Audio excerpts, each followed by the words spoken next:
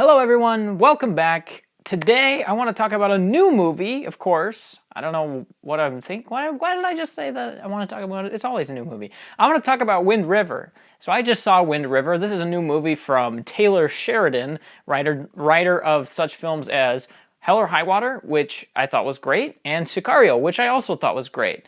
So, Wind River is his latest movie. It just came out with it this year. It's actually just hitting theaters, obviously. That's how I saw it. And this is his first stab at a big budget directorial and writing debut for him. This is his first shot at directing a big budget movie. He directed a movie called like Vile way back in the early 2000s, and I didn't see it, but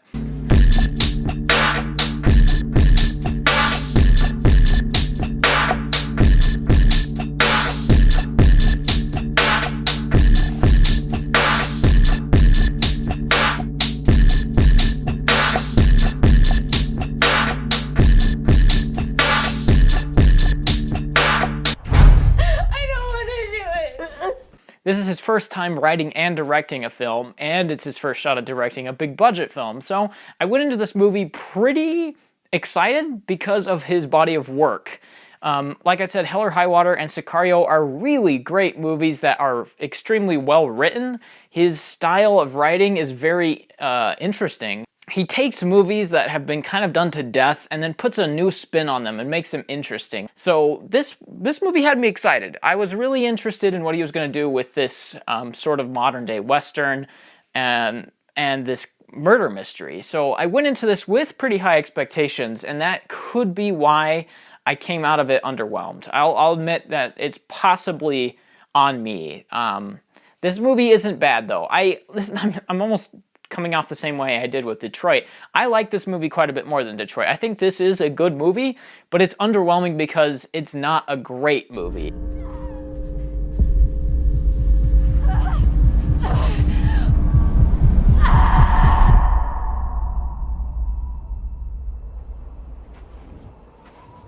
Sheriff's office. I need emergency assistance. What's your location? The Wind River Indian Reservation. I know that comes off kind of like douchey of me to say that it's not great, so I don't like it, but I do like it. But it isn't great, and that is disappointing from Taylor Sheridan. It's not a great movie. It's not a gripping movie that has me from beginning to end. And I think the biggest issue here is that it is underwritten, which is weird. This is the first time that, and hopefully last, that I say that for a Taylor Sheridan movie, but this is pretty underwritten, and it is shockingly underwritten character-wise. He really knows how to bring characters to life and make them feel like real people with real problems and real motivations, and he does this so effortlessly. But with Wind River, that's almost all out the window. There's one character in this movie that is really great, and that's the character that Jeremy Renner plays. I'm spanking his name right now. I'm just spanking it. I'm spacing on his name right now, but Jeremy Renner's character in this movie is actually really great. Over here, see this one? See how the toes turned out? The front is much deeper than the back. That's just she's running. Come here, I'll show you. She ran until she dropped here. See the pool of blood where her face hit the snow. Now it gets 20 below here at night. So if you fill your lungs up with that cold air when you're running, you can freeze them up. Your lungs fill up with blood. You start coughing it up. He has this real darkness to him that keeps him from getting close to other people, and he wanders off by himself all the time. He is very in his own thoughts. He's very much attentive to details, and he understands how people think, and he gets it, and he's very blunt and forward, but not in a mean way. This character is really brought to life well by Taylor Sheridan's writing and by Jeremy Renner's really subtle and nuanced performance that he gives, and he really gets this character off the screen and is palpable to you. It's really, really good writing and a really great performance, but everyone else comes off very flat, especially Elizabeth Olsen's character. Her performance really does elevate this character above what it could have been, but Sheridan's writing for her is very, very boring. There's nothing to this character. She comes into this town and she's just the kind of FBI girl. She doesn't do much. She shows up and she kind of asks everyone for help, but she's not the wide-eyed, this is my first job kind of girl. She seems like she knows what she's doing, but she will then completely miss details or ask people to help her out because she's not sure what to do. And it's weird because there's not one character trait or another that defines her. She's just kind of an embodiment of all these different stereotypes. She's never been in elements before like this. She's completely out of her own comfort zone, but at the same time, she's trying to do her job the best she can. She comes in as a very strong-willed woman, which I'm always a big fan of movies that have really strong women parts. Listen, this is a homicide. She's very good at what she does, and she's steel-like on the outside, but somehow, some way, she can make that turn to where you can see vulnerability in this character. And it's really bizarre and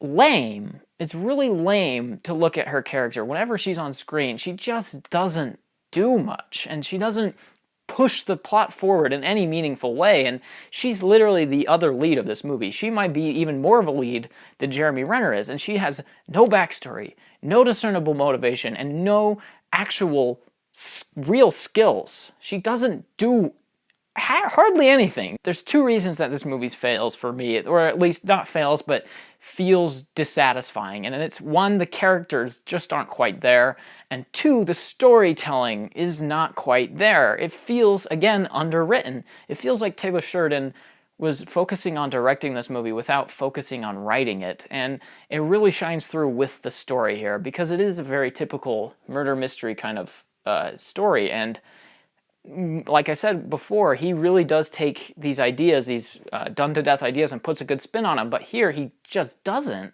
and it's shocking to me. There's nothing really smart about the way he writes this story. He writes it in the most kind of by-the-numbers way that I was absolutely stunned to see, especially at the end, because he keeps this methodically paced. He keeps it very slow and kind of building and building and building to this end goal. And then the end goal is basically non-existent, where this movie's 2 hours long, roughly, and it kind of slowly builds up to the last 20 minutes where there should be a big reveal. You know it's coming, but you're not sure where it's going because this leads to this, and this is to this, and this clue goes here. And so it's just these clues that are supposed to come together to fit into a larger puzzle, which is most movies like this, how they should operate. When it gets to the point where it's supposed to reveal, where it does reveal, it doesn't feel like it's earned. It gets there, and it feels like there should be another half hour of movie that's just missing.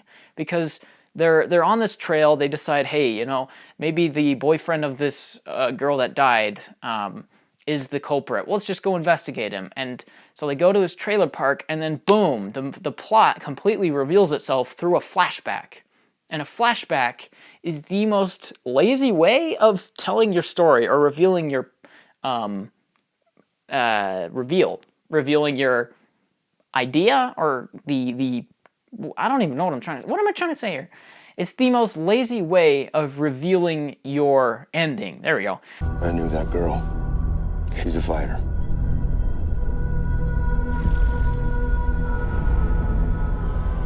They have 6 officers to cover an area the size of Rhode Island. Maybe you can help. I only know what the tracks say. What is it that you do again? I hunt predators. So why don't you come hunt one for me then? It is the most lazy way that he could have possibly done this, because it doesn't feel earned at all. They go to this trailer park, and then it literally just tells you who it is.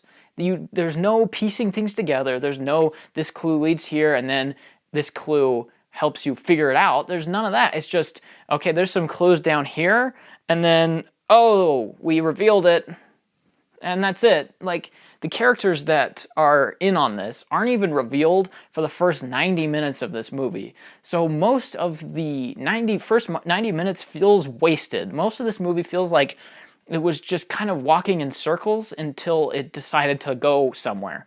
And that's the most frustrating part about this, is that it just doesn't work. This big reveal at the end comes in the most expository and throwaway way it possibly could have.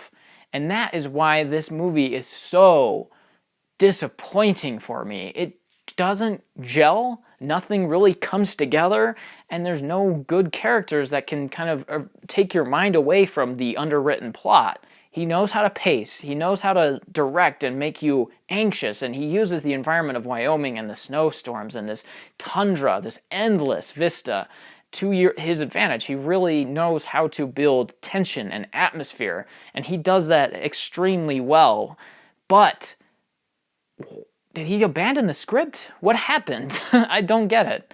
He proves to be a more than capable director, but if he is going to make his scripts a second to being a director, then maybe he shouldn't direct, because he is a great writer. He is really smart and fresh, and he has some great ideas that I've seen, that I know he has, and yet here, it feels like all of that is just kind of bare bones. It feels like he didn't put the right amount of effort into this film, and it sucks. It really sucks. I wanted to like this movie so much, and it's kind of been tough the last few days after seeing this, trying to wrap my brain around how I feel. Because I want to say this is a good movie. I want to say this is above average. I want to say that it's better than most blockbusters because it is different. It is sort of new and has some interesting ideas, but at the same time, almost every positive this movie has to offer is met with a near immediate negative. I really want to like it, but I just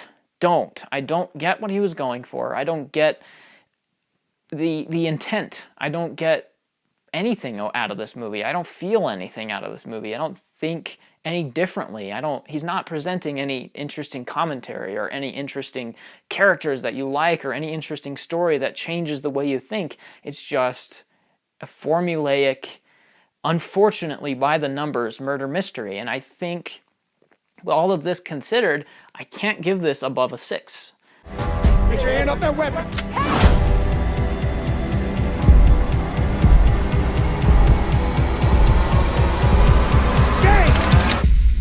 Luck don't live out here.